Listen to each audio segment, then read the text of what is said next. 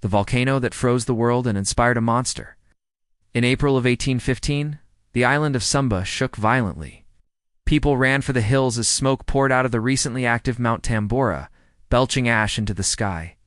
Then came the earthquakes, rumbling tremors that announced that something big was about to happen. It all came to a head on April when Tambora blew its top. Minor earthquakes shook the surrounding islands. People felt the ground shake under their feet and steam hissed out of the ground. They had no idea that their world was about to change forever. Because Tambora's eruption was so violent, it created a massive depression at its summit, a gaping hole more than 3 kilometers wide. Which fell not just on the surrounding islands, but on the entire northern hemisphere.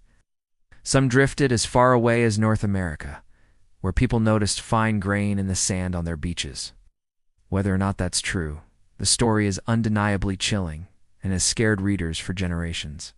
No one understood why the summer of 1816 was so cold, or why the skies were filled with ash. They just knew that something was wrong. That's exactly what scientists are trying to understand today. In 2022, 90% of the extra heat being trapped in our lower atmosphere ends up in our oceans. This has caused rising sea levels, melting ice caps, and disrupted weather patterns. Even if we stopped emitting greenhouse gases tomorrow, the damage would take hundreds of years to repair. If humans want to continue growing crops, raising cattle, and driving cars, then we need to start thinking about the impact this is having on the planet. We may not live in a world where a volcano can freeze the entire northern hemisphere, but that doesn't mean we won't face challenges. The Year Without a Summer killed hundreds of thousands of people and inspired one of the greatest horror stories ever written. Maybe it's a sign that we should listen to scientists when they warn us about the future of our planet. Like Mary Shelley, we know something is wrong, but understanding why is another matter entirely. Don't forget to subscribe so you don't miss any of my videos, and I'll see you next time. And there are plenty of skeptics out there who say that it's all nonsense. But what about the real world? How did the lack of sunlight affect the rest of the population? While Europe shivered through the coldest summer in living memory, North America was hit by one of the worst famines in its history. The United States had grown accustomed to bountiful harvests after the invention of new farming technologies like the seed drill.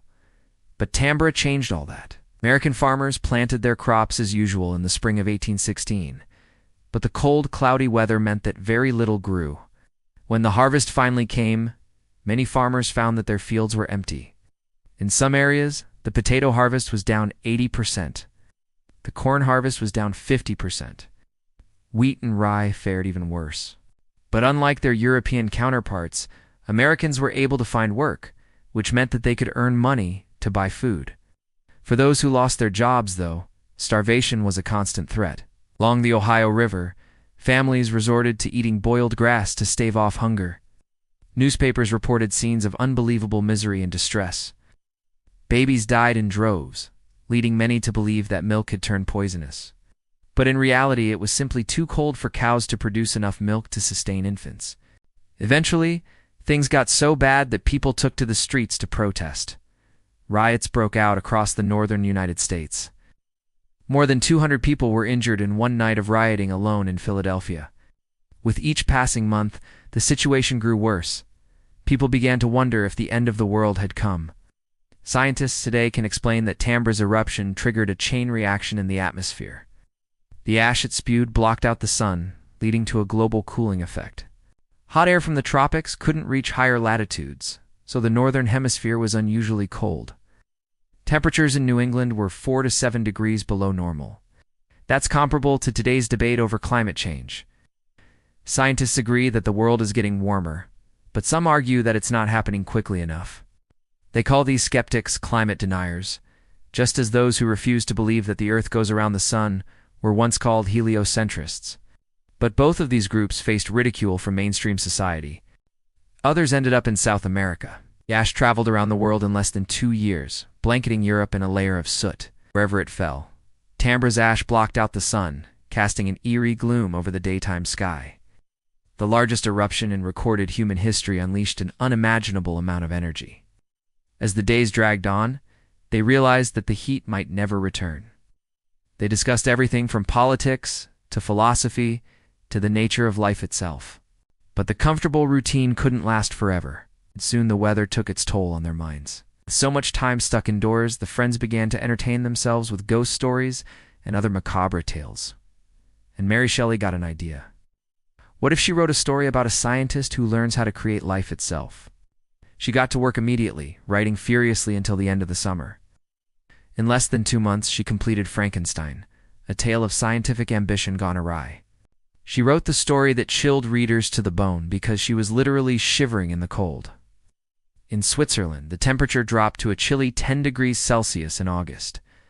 The gloom deepened, and rain fell almost every day. But because temperatures were still above freezing, tourists enjoyed the dreary weather and flocked to the area. One such tourist was Mary Wollstonecraft Godwin, a young woman who would one day become famous for writing Frankenstein. She went to Switzerland to meet up with her lover, the poet Percy Bysshe Shelley. Together with friends, they rented a house on Lake Geneva. Tambra's summit collapsed, creating a caldera nearly 3 kilometers wide, so large that it is now known as the largest volcanic crater in the world. An estimated 50 billion cubic meters of ash and pumice rained down on the surrounding islands, burying entire villages under thick layers of debris.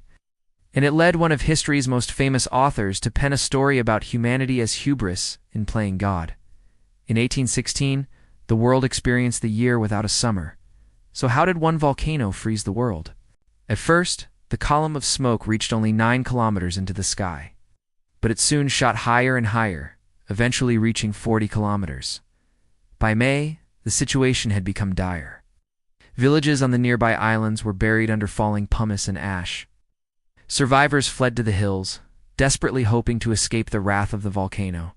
But that was only the beginning. A column of ash rose 40 kilometers up through the atmosphere and then spread around the globe. By July, Europeans were gasping at the strange darkness that had fallen over the daytime sky. Londoners could only see 3 hours of daylight a day, with the rest of the time spent in gloom.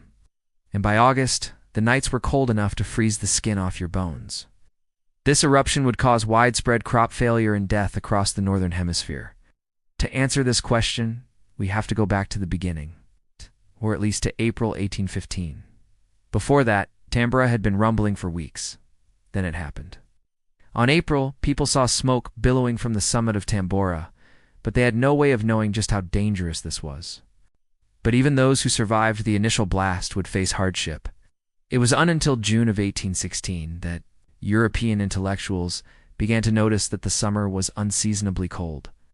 For a while, the group enjoyed the beautiful scenery and intellectually stimulating conversation. Now, obviously, Frankenstein isn't a story about climate change, but some critics have argued that the story reflects Mary Shelley's fears about the Industrial Revolution and the dangers of unchecked scientific ambition. The simple answer's not well. But before we get to that, let's look at how Tambora affected the rest of the world. Today, we know that the world really is warming and that humans are responsible. What do you think? Let me know in the comments section below.